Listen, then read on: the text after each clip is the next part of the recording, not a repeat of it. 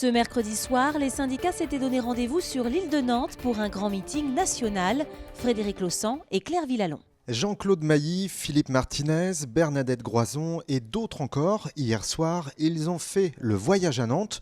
Pas question de faire du tourisme. Au menu, un front commun pour relancer la mobilisation contre la loi travail. Devant 2500 personnes, au meeting, un seul mot d'ordre, l'abrogation du texte. Un mauvais projet de loi, mes camarades, on en demande le retrait. Une mauvaise loi, on en demande l'abrogation. Au moins sur les points que nous avons mis en avant depuis 4 mois de conflit. On ne laissera pas tomber. Ça, je l'ai dit au début des vacances, ça va être le chewing-gum qui va leur coller au basket. Voilà, et ben, il va leur coller au basket.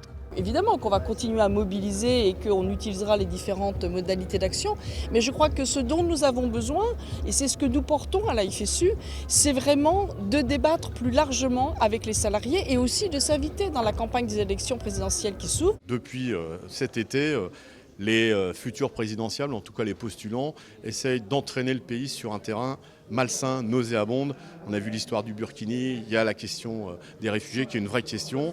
Mais les questions sociales, pour un certain nombre, elles ne comptent pas. Eh bien, au moins cette rentrée et ce meeting aujourd'hui commun, il fait événement et on remet au centre des débats les préoccupations sociales. Prochaine étape dans une semaine, le 15 septembre. Des défilés sont prévus un peu partout en France, comme à Nantes et à Saint-Nazaire.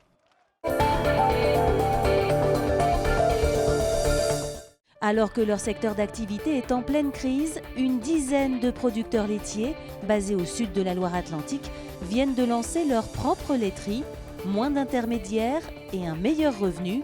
Jean-Michel Naga. En pleine campagne, à Remouillé, voici une toute nouvelle laiterie en direct des éleveurs. Comme son nom l'indique, cette société a été créée par les producteurs laitiers eux-mêmes. 14 exploitations des Pays de la Loire et de la Charente qui se sont regroupées ici pour commercialiser des poches de lait au design original. C'est pas nous qui l'avons conçu, ça vient de Suède. On a été chercher parce qu'on voulait se différencier sur le marché du lait.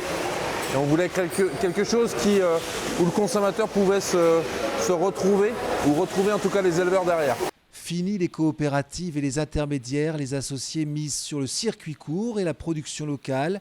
Un défi comme une réponse à la crise du lait. On a un objectif, c'est de pouvoir rémunérer les éleveurs sur une base de 2 000 € par mois, qui est notre objectif, en couvrant les coûts de production et en ayant une marge de sécurité financière. 2 000 € par mois, c'est 1,5 SMIC pour 60 à 70 heures de travail semaine. Des revenus corrects et déjà 7 emplois à la clé. Pour atteindre leurs objectifs, les producteurs de lait doivent s'investir dans le projet, faire évoluer leur métier. C'est surtout qu'on redevient ce qu'on était autrefois. Parce qu'autrefois, le paysan, la première chose qu'il faisait, c'est qu'il produisait quelque chose qu'il était capable de vendre.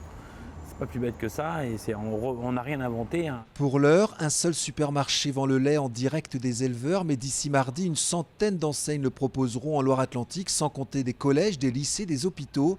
L'objectif est de produire 10 millions de litres de lait dès la première année.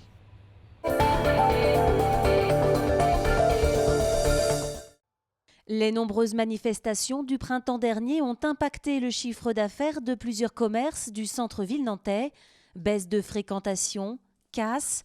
Ils seront indemnisés, assure l'État ce mercredi soir. Pas d'enveloppe globale comme à Rennes, mais une gestion au cas par cas. Seule condition, avoir subi une baisse de son chiffre d'affaires de 30% au moins. Le plafond des indemnités est fixé à 3 000 € et pourra exceptionnellement être relevé à 10 000. L'association Plein Centre estime que c'est insatisfaisant.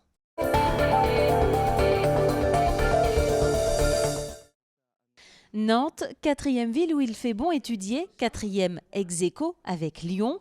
C'est ce qui ressort du nouveau palmarès du magazine L'Étudiant.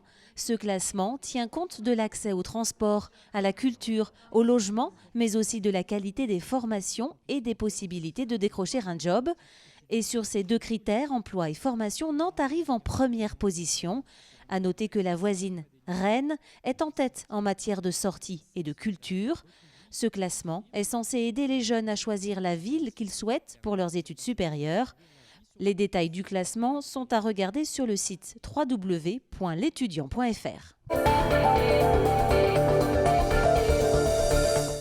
L'art au Nef, c'est l'événement culturel de ce week-end. Rendez-vous sur l'île de Nantes. Les explications d'Adrien Godet. La 4e édition de l'Art est au Nef s'annonce déjà comme celle de tous les records. 90 artistes ont été sélectionnés sur près de 300 candidatures. Des peintres, des sculpteurs, des photographes parfois reconnus se sont donné rendez-vous au Nef ce week-end. Certaines de leurs œuvres seront accessibles à moins de 100 €. Loin de l'ambiance parfois feutrée des galeries, les organisateurs espèrent donc attirer plus que les 6000 visiteurs de l'année dernière. C'est donc effectivement une manifestation populaire, à la fois sérieuse et en même temps très humoristique, avec des animations comme une vente aux enchères loufoque animée par des comédiens, un défilé de mode et puis aussi un aspect pédagogique avec les artistes qui dans leur stand vont faire des démonstrations techniques de leur travail.